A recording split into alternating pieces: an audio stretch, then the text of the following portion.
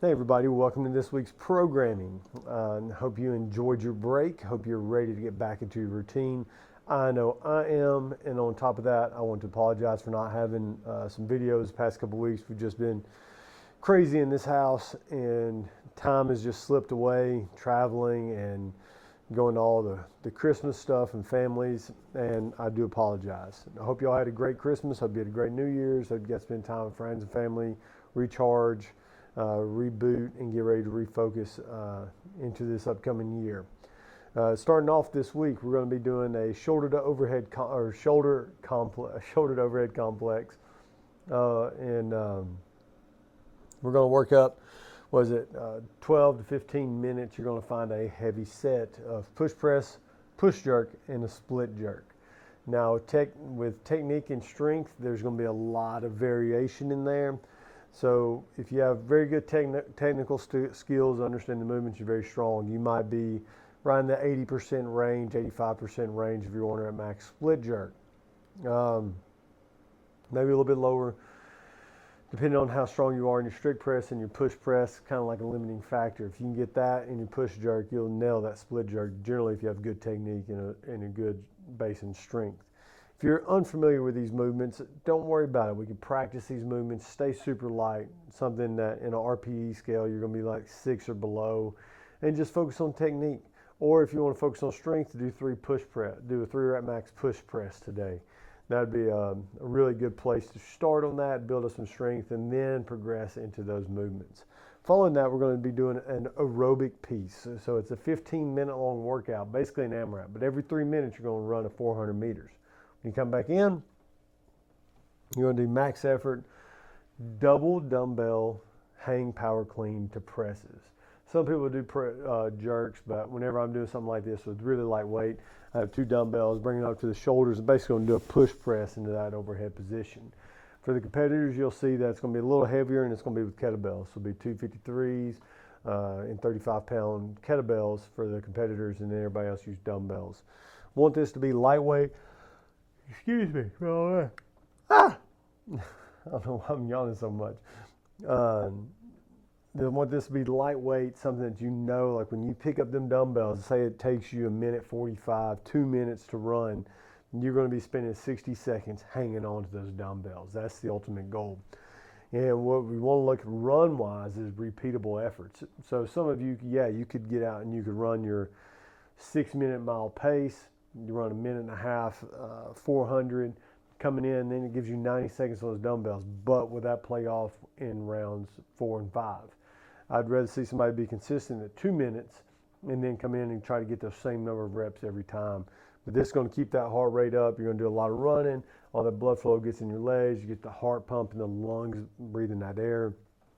Coming in, now your feet are static, but your upper body's doing all the work. So we're just going from lower body to upper body, lower body to upper body. Put in time for that 15 minutes. So it's going to get kind of grippy, kind of breathy as you go, but pacing is the ultimate test in that workout. Tuesday, we got a gymnastics EMOM with some weightlifting. So we're going to start bringing back in some technical skills, especially with the open coming up. So you have 30-minute EMOM, 5 rounds. So 5 minutes is 1 round, 6 rounds of this. Minute 1, 3 and 2 rope climbs. Minute 2, you got 15 box jump step downs. Minute 3, 12 toes to bar. So that equals what we're going to be doing, 72 toes to bar by the end of this. And then max snatches at 135.95. So when I say snatches, that is going to be a full snatch for those that can do it. For those that want to work on that technical skill of the snatch, especially while under fatigue, we're going to be doing some upper body and core pulling up the rope, and then you got your core or your lower body explosiveness jumping up on the box, and then we have a lot of core work with the toes to bar. Then you're going to be doing the whole body lift. So you'll see how those movements kind of complement one another into that snatch position. In minute 5, you're going to rest.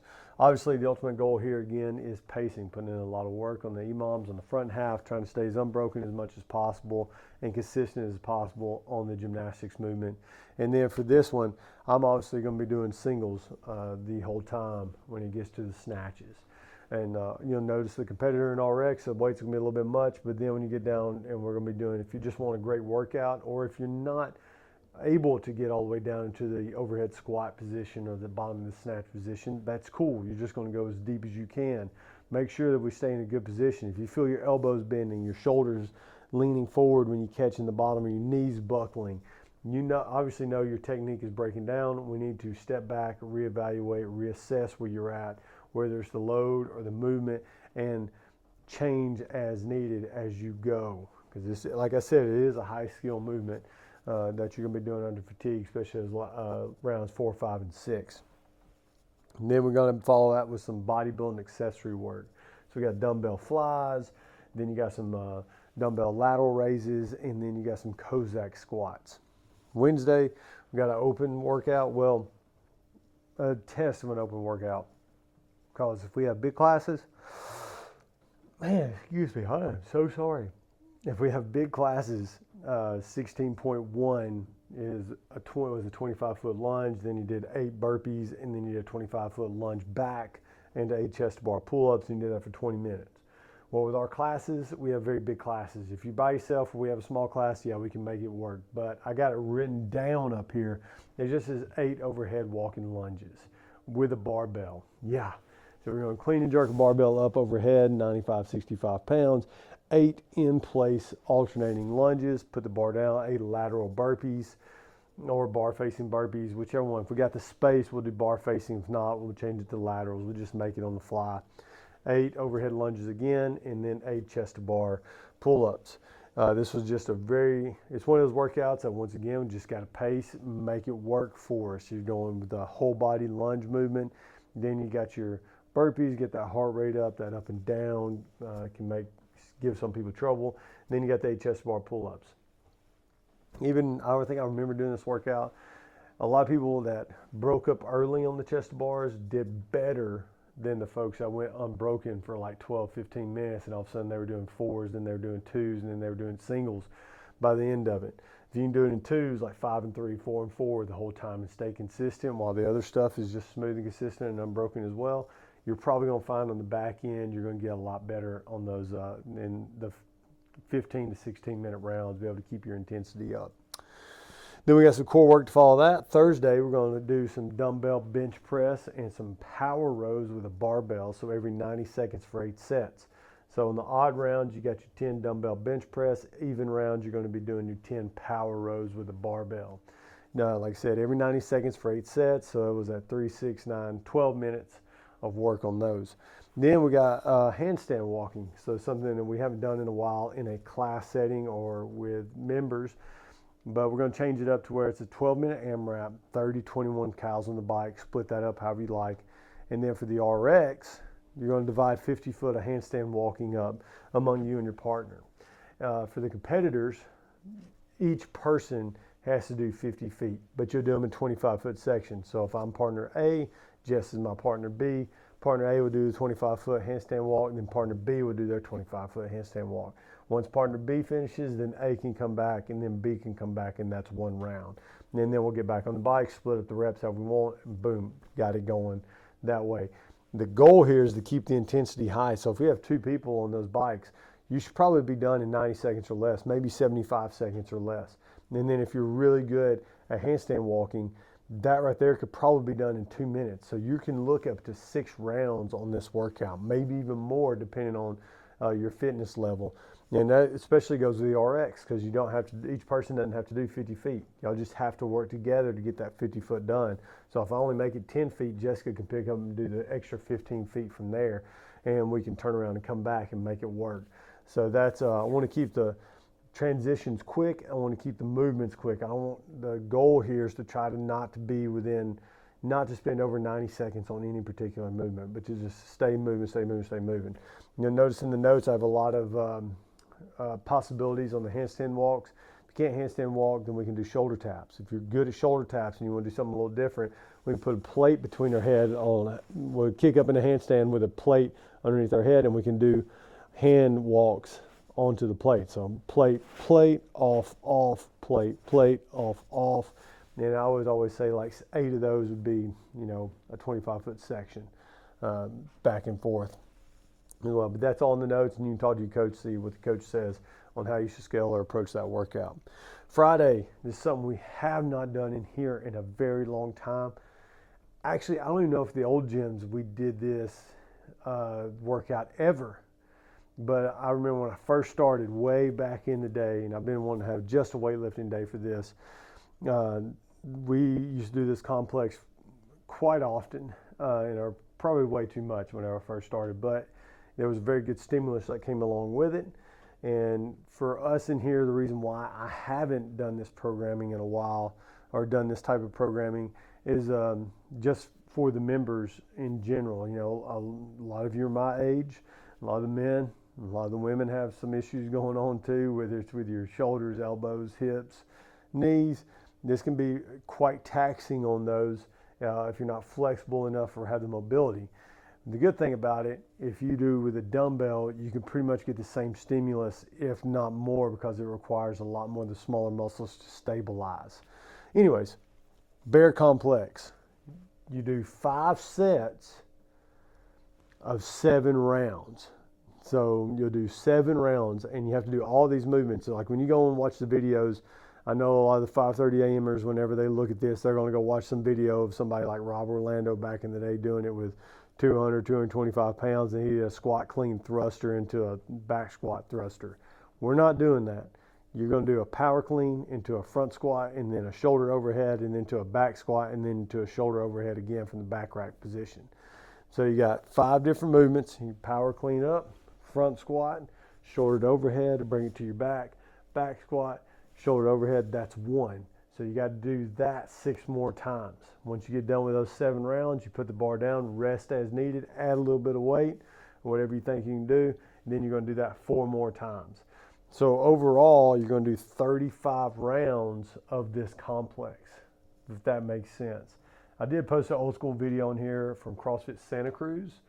It's got a bunch of old friends of mine that, acquaintances, I guess you could say, some OGs that were, people consider me OG. These guys were OGs before I was OG. And it shows them doing the workout as well. And I think a lot of you are going to like it. And like I said, if you do have elbow problems, shoulder problems, or if you're just not feeling good for the day, use dumbbells. Trust me, you will get the exact same stimulus that a lot of people. Because if you can work your way up and doing this with 70-pound dumbbells for 7 rounds, that's pretty impressive. I might have to videotape that and submit it to HQ. But that's going to be it. Then we're going to have some more core work following that up. But the only thing we need to focus on here today is good quality reps. Make sure we get a good warm-up in, working up. In those 5 sets, we can warm up to that one heavy set that you're going to go for last as well. And the rest, we want to make sure, I put in the notes, don't rest more than 2 minutes, maybe 2.5 minutes. I should push that out too, because these complexes, when that weight gets heavy and you get to about your 4th or 5th round of this, it gets quite tough. So I'm excited to see what some of you can do on this, how you can push yourselves and see what the technique is on this movement. Saturday, we got a fun Team High Rocks Day. We got a lot of people signed up for High Rocks.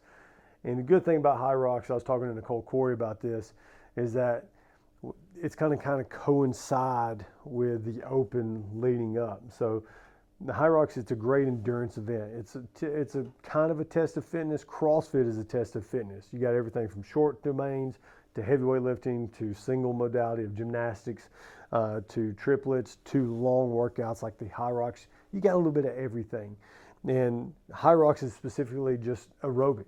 It's a long CrossFit Metcon. That's all it is.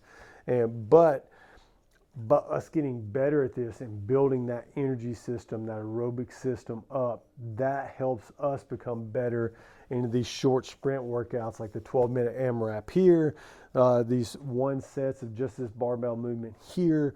Like anything that we see in here that's like 2 to 5 minutes long, the fitter you are aerobic-wise, that's your foundation, the better you're going to be at that short stuff.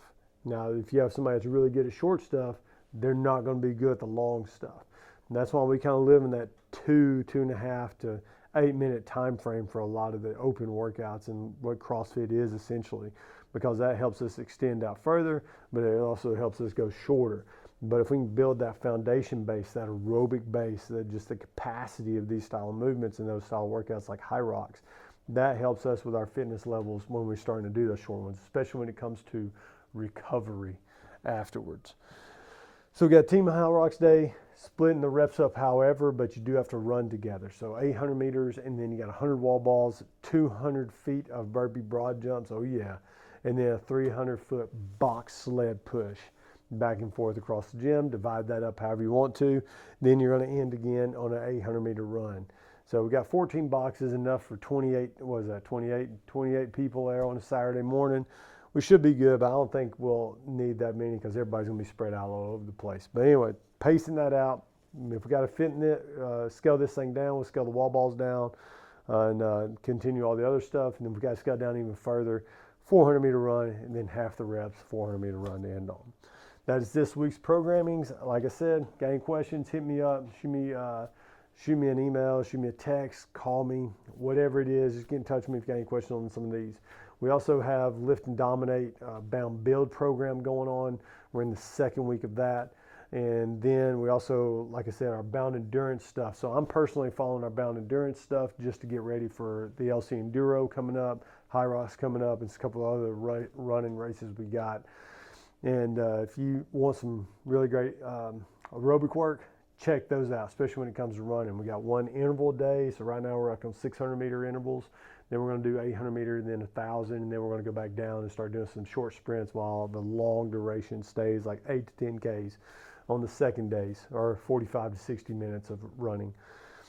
But check those out. We got rowing, biking, ski erg, other stuff going on, and then a little functional workout on the running days to follow up with the High Rocks training as well. So that's it. And I hope y'all get a good night's rest each night this week. Everybody gets back in the routine. Everybody gets on a good meal plan, and let's start this year strong. Y'all have a great week. See your names on the leaderboard.